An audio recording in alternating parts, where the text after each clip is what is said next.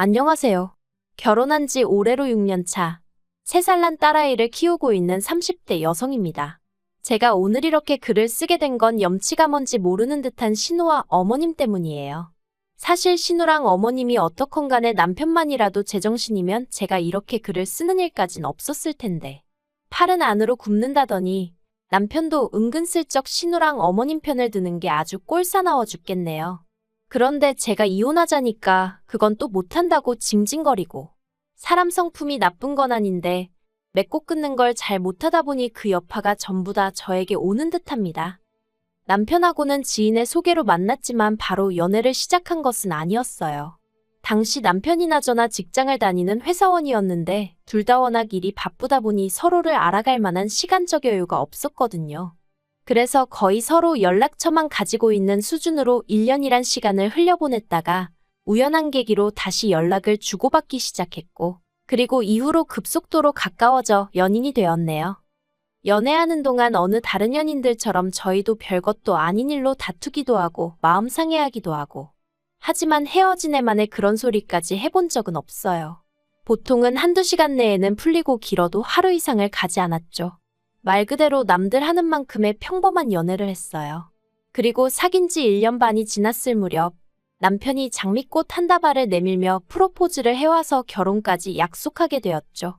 그때만 해도 정말이지 제가 남편과 이혼까지 생각하게 될 줄은 몰랐다니까요.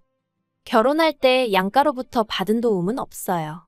원래는 친정에서 5천 해주신다고 했고 시댁에서도 그러면 똑같이 5천을 맞춰주시겠다 했었는데 신우가 말 그대로 미쳐날뛰었거든요. 신우는 남편보다 2살 어렸지만 혼전 임신을 했던 탓에 남편보다 한참 일찍 시집을 갔어요.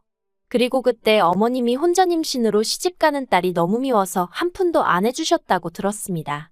어머님 말씀으로는 혼전 임신이고 뭐고 당신은 당신 딸밖에 안 보였기에 애지우고 결혼하지 말라고 하셨었대요. 그런데 신우가 그런 어머님의 마음을 몰라주고는 어머님더러 사람도 아니라면서 딸이 차마 엄마한테 할 소리가 아닌 말들을 퍼부어댔었다네요. 남편 말로는 거의 쌍욕 수준이었다고요. 결국 그때 어머님과 신우의 감정에 골이 있는 대로 깊어져서 어머님이 한 푼도 안 해주셨던 건데 신우가 그 이야기를 들먹이며 왜 자긴 안 해줘놓고 오빠만 해주냐면서 아주 중내산의 난리가 났던 거죠. 참고로 저는 결혼하고 나서야 신우 성격이 말 그대로 핵폭탄급이라는 걸 알았어요. 아무튼 그래서 남편이 그냥 자기도 한 푼도 안 받고 결혼하겠다 했고 저는 시댁에서 하나도 안 해주신다고 하니 친정에도 그럼 손 벌리지 않겠다 뭐 그렇게 얘기가 된 거예요. 그리고 솔직히 저도 사람인데 처음엔 이런 상황 자체가 어이가 없기도 하고 짜증도 나더라고요. 1억이란 돈이 적다면 적은 돈이지만 그래도 그 돈이 있고 없고에 따라 저희 부부의 출발선이 달라질 수도 있었으니까요. 하지만 지금은 솔직히 안 받길 잘했다는 생각이에요. 덕분에 양가 부모님께도 좀 더 떳떳한 기분이고 지금 저희가 이뤄놓은 것에 대해서 자부심이 있거든요. 그리고 무엇보다도 결혼하고 나서 시부모님 생활하시는 걸 이렇게 저렇게 보니까 남편 말과는 달리 노후 준비도 제대로 되어 있지 않은 듯해요. 그러니 여러 가지로 안 받길 잘했다 싶은 거죠. 저희는 있는 돈 없는 돈 전부 다 끌어다가 수도권에 아파트를 구해 신혼생활을 시작했습니다. 신혼은 신혼대로 즐기되 1년 안에는 아이를 갖겠다는 계획도 세웠고요. 딸이든 아들이든 그런 건 중요한 문제가 아니었어요. 그런데 어째서인지 2년이 지나도록 도통 임신이 되질 않았습니다. 딱히 피임을 하는 것도 아니었는데 말이죠. 결국 도저히 안 되겠다 싶어서 남편하고 같이 병원을 찾았는데 병원에서도 이렇다 할 원인이 안 보인다 하니 이제 와서 말이지만 그때부턴 정말 하루하루가 피가 마르는 기분이었습니다. 그리고 그 스트레스가 이만저만이 아니었던 건지 결국 하루는 제가 출근하는 버스에서 기절까지 했네요. 다행히 어딜 다치지는 않았지만 양가 어른들도 그렇고 당사자인 저나 남편까지 큰 충격을 받았죠. 그리고 며칠 뒤 남편이 당분간은 몸과 마음을 돌보며 엄마가 될 준비를 하는 게 어떻겠냐며 퇴사를 권하더라고요.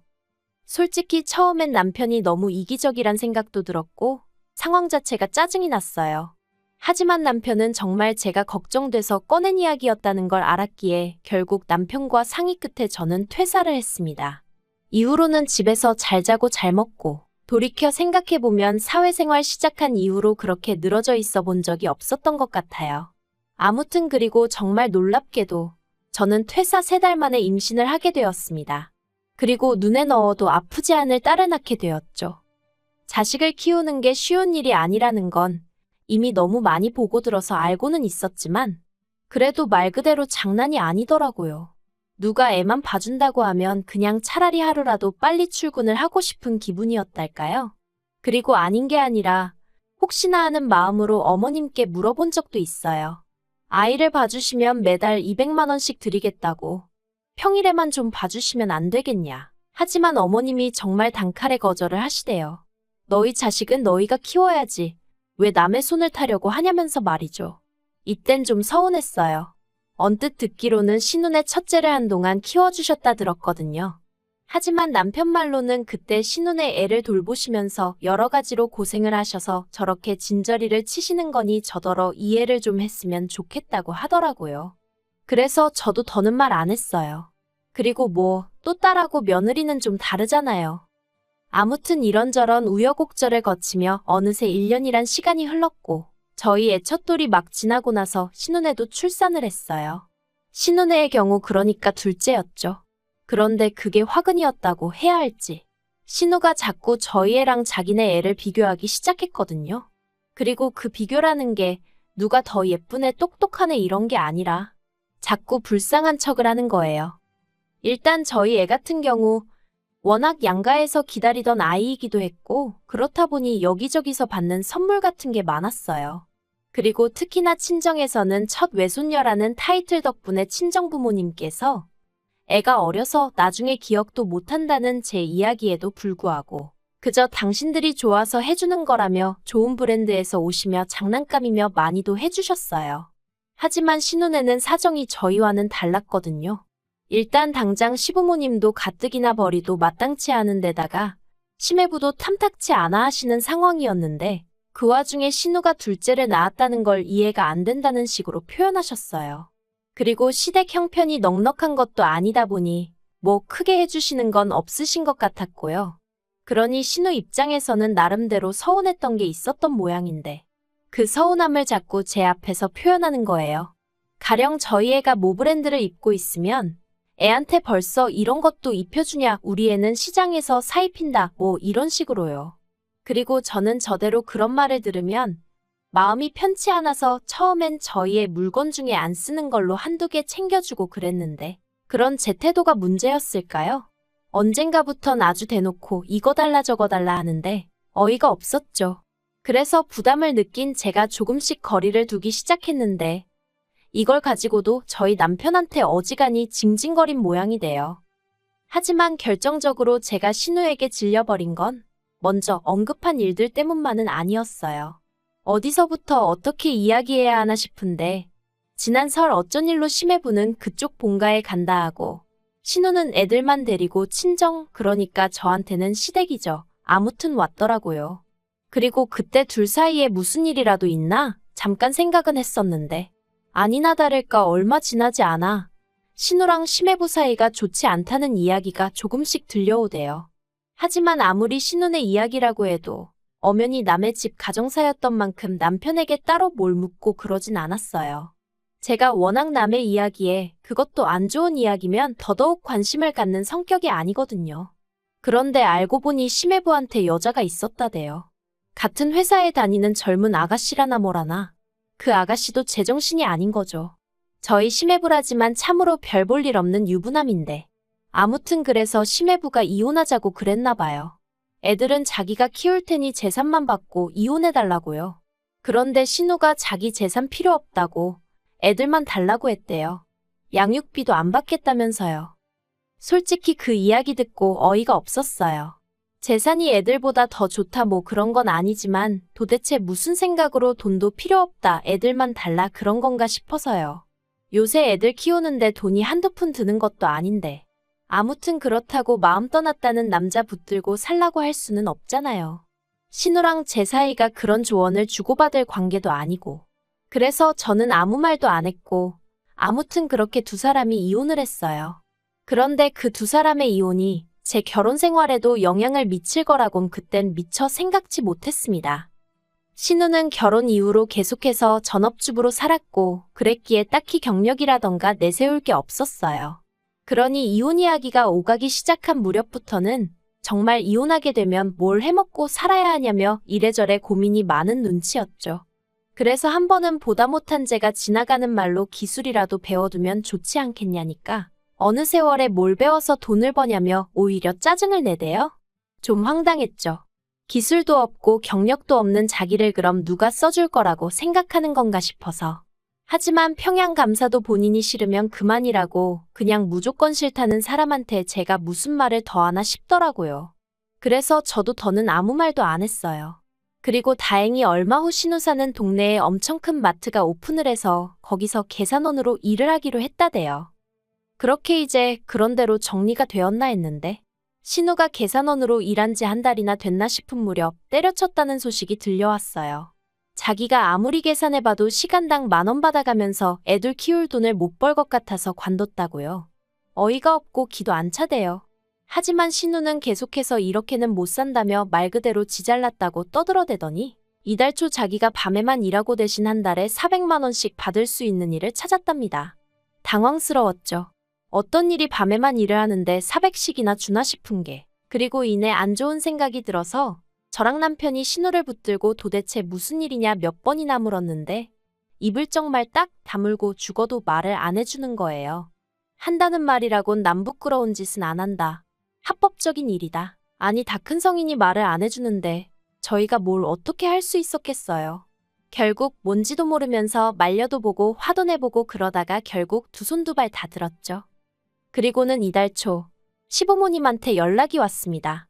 기니할 이야기가 있어서 그렇다며 남편하고 오라고 하시더라고요.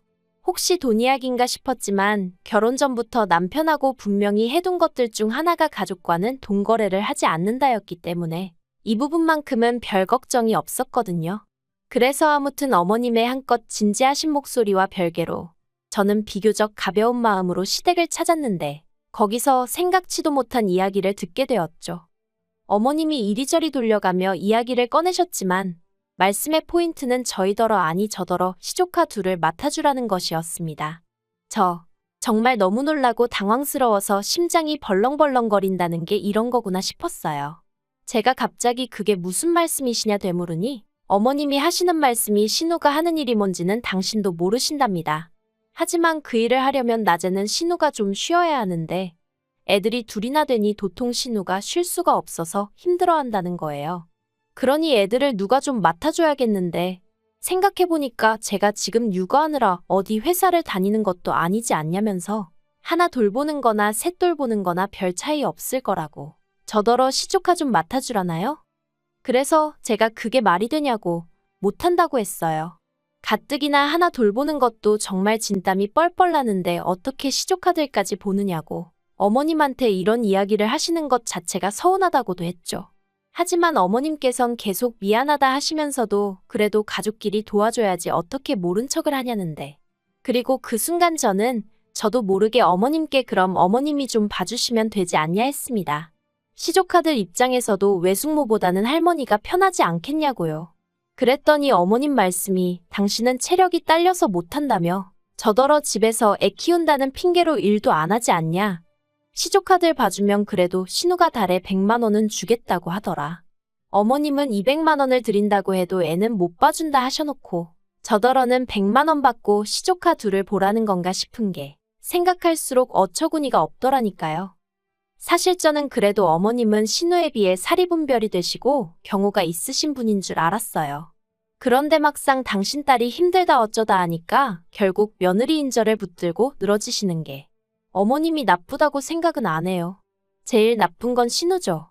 자기 하나 때문에 시부모님 저 그리고 중간에서 이도저도 못하다가 욕먹는 저희 남편까지 몇 명이 지금 불편해진 건지. 그런데도 저희 신우는 자기가 세상에서 제일 불쌍하다고 생각하는 모양입니다.